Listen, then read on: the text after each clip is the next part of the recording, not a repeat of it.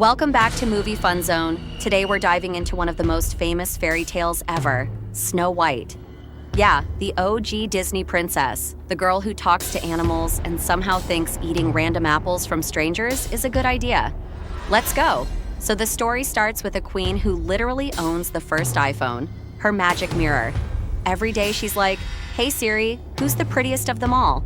And Siri keeps saying, "It's you, girl." Until one day Siri glitches and says, "Actually, Snow White's prettier now."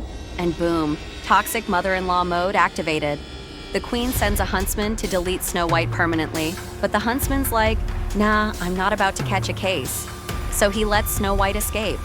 She runs into the forest, screams at literally everything, birds, trees, maybe even Wi-Fi signals, until she finds a tiny cottage. And who lives there? 7 guys. That's right, Snow White invents the first ever Big Boss show. 7 dudes, all with one personality trait each: sleepy, dopey, grumpy, and the rest of the squad. They take one look at her and go, "Cool, free maid service." And Snow White just starts cleaning, like she applied for housekeeping on Airbnb. Meanwhile, the queen cosplays as an old fruit vendor and shows up with the sketchiest apple ever. Like, no one in history has trusted free fruit from strangers, except Snow White.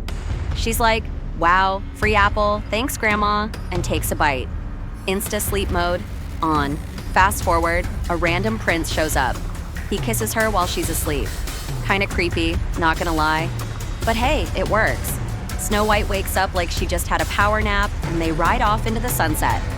The queen? Well, let's just say karma did its thing. The end. And that's Snow White explained in the funniest way possible.